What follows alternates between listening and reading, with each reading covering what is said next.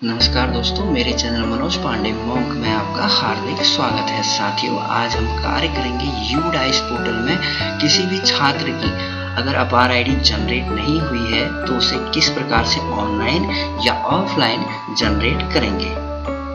तो चलिए शुरू करते हैं। इसके लिए सबसे पहले हमने यूडाइस पोर्टल को खोल लेना है। यहाँ पर मैंने यूडाइस पोर्टल को खोल के उसमें हमने एकेडमिक ईयर को सिलेक्ट करना है। जैसे ही हम एकेडमिक ईयर को सिलेक्ट करेंगे हमारे पास कुछ इस टाइप का इंटरफेस आएगा। अब हमने यहाँ पर जाना है अपार मॉड्यूल में क्लिक करना है। जैसे ही हम अपार मॉड्यूल में क्लिक करेंगे तो हमारे पास कुछ इस टाइप का इंटरफेस आएगा। तो इसमें सबसे पहले हमने क्लास सेलेक्ट करनी है। जिस भी छात्र की अपार आईडी नहीं बनी है आप उसकी क्लास सेलेक्ट करेंगे और उसका सेक्शन सेलेक्ट करेंगे और आपने जिस छात्र की अपार आईडी बनानी है उसको आप सेलेक्ट कर लेंगे। सेलेक्ट करने के बाद कुछ इस टाइप का इंटरफेस आएगा। देखिए, अपार आईडी बनाने समय छात्र के माता या पिता में से किसी एक का Aadhaar card, PAN card, voter ID, driving licence या पासपोर्ट में से किसी एक का प्रमाण होना बहुत जरूरी है।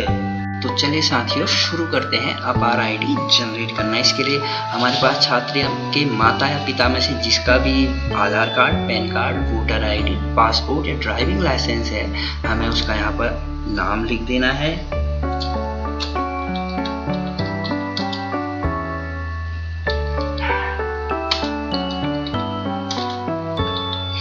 नाम लिखने के बाद हमने उसका रिलेशन लिखना है।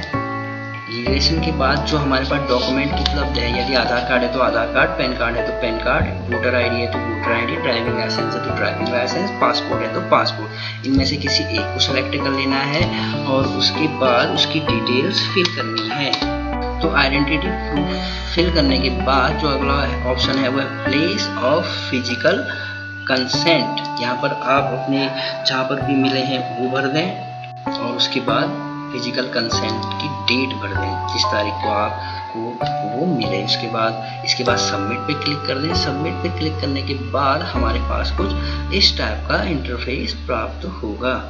प्राप्त इंटरफेस में कंफर्म में क्लिक करने के बाद यदि आप लोगों के पास अगर इस टाइप का एक इंटरफेस आए जिसमें लिखा हो students Aadhaar detail are not provided, please update the Aadhaar details to proceed ER 1157, अगर कभी भी आपको इस टाइप का इंटरफेस प्राप्त हो उसके लिए आपने सबसे पहले जाना है स्कूल के डैशबोर्ड पे। स्कूल के डैशबोर्ड पे क्लिक करने के बाद आपने जिस भी छात्र का है उसकी कक्षा सेलेक्ट करनी है और उसके बाद व्यू और मैनेज पे क्लिक करना है।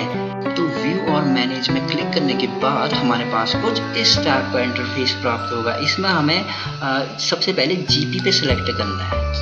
GP पे सिलेक्ट करने के बाद कुछ इस टाइप का इंटरफेस प्राप्त होगा जिसमें हमें do you want to choose demography detail करना है। इसमें सेलेक्ट करना है। अगर डेमोग्राफी इसकी चेंज करनी है तो आपको इसको सेलेक्ट करना है। सेलेक्ट करने के बाद आपने इन सब को अपडेट करना है। तो सभी डाटा को अपडेट करने के बाद आपने सेव कर लेना है। जैसे आप इसे सेव कर लेंगे जनरल डाटा अपडेटेड सक्सेसफुली आएगा। जनरल डाटा अपडेटेड सक्सेसफुली आने के बाद आपने फिर से अपार मॉड्यूल पे जाना है।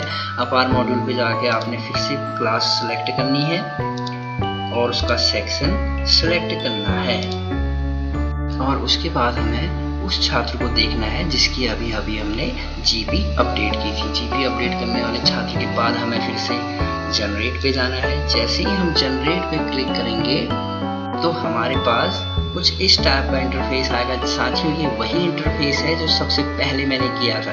तो चलिए साथियों इसको फिर से फिल करते हैं। तो लीगल गार्डियन द्वारा दिए गए कंसेंट को भरने के बाद हमें फिर से सबमिट पे क्लिक करना है। सबमिट पे क्लिक करने के बाद हमें कंफर्म करना है। जैसे ही हम उसे कंफर्म करेंगे अगर कुछ इस टाइप का इंटरफेस फिर से अगर आपके पास प्राप्त हो तो इसका अर्थ ये है कि छात्र के जो ऑनलाइन डिटेल है और जो ऑफलाइन डिटेल है यानी वो कहीं ना कहीं डिफर कर रहे हैं। इस कारण छात्र की अपार आईडी जनरेट नहीं हो पा रही। जैसा कि आप यहाँ देख सकते हैं कि GP अपडेट करने के बाद भी छात्र की अपार आईडी नहीं बन पाई। तो अब इसके बाद अगला प्रोसेस क्या होगा कि अब कैसे बनेगी किसी छात्र की अपार आईडी, क्योंकि अपार आईडी तो बहुत जरूरी है। इसके लिए शासन द्वारा एक फॉर्म जारी किया गया था। फॉर्म का नाम था फॉर्म S03। इस फॉर्म को मैंने आपके सामने यहाँ पर खोल के रखा है। इसमें आपको मैं कैसे भरना है ये बता देता हूँ। सबसे पहले आपने इसमें यूडाइस कोड भरना है, उसके बाद स्कूल का नेम भरना है, उसके बाद अपना ब्लॉक भरना है और उसके बाद डिस्ट्रिक्ट भरना है। उसके बाद 11 डिजिट नेशनल आईडी बननी है। 11 डिजिट नेशनल आईडी बनने के बाद स्टूडेंट का करंट नेम बनना है। स्टूडेंट का करंट नेम जो भी आपके जो डाटाबेस में जो डिफर कर रहा है आपको जो सही है उसको यहाँ पर फिल करना है। उसके बाद स्टूडेंट की क्लास बननी है और नीचे जो ऑप्शन दिए गए इसमें से जिसमें भी संशोधन करना है। यदि आपने नाम में संशोधन करना है, डेट ऑफ बर्थ गलत हुई है छात्र की, जेंडर गलत हुआ है, आधार गलत हुआ है और नेम एज पर आधार गलत हुआ है या क्लास और सेक्शन इसमें से कुछ भी गलत हुआ है उसको भरना है। और उसके बाद उसमें हेड ऑफ स्कूल की डिटेल करनी है और उसके बाद ब्लॉक एजुकेशन ऑफिसर के जो ऑफिस है वहाँ को इसको भेज देना है। अब ब्लॉक एजुकेशन ऑफिस में भेजने के बाद स्टूडेंट का नाम यदि गलत हुआ था, यदि डेट ऑफ बर्थ गलत हुई थी, यदि जेंडर गलत हुआ था तो उसको वो सुधार करेंगे और सुधार करने के बाद हम अपने जो ये छात्र है इसकी अपार आईडी को जनरेट कर लेंगे। आशा करता हूँ कि आपको ये छोटी सी वीडियो अच्छी लगी होगी और इन्फॉर्मेटिव लगी होगी। आपको जिस भी बिंदु पे अगर मुझसे बात करनी है आप मेरे वीडियो में कमेंट कर सकते हैं या आप मुझे पर्सनली कॉल भी कर सकते हैं। इस वीडियो में बने रहने के लिए धन्यवाद।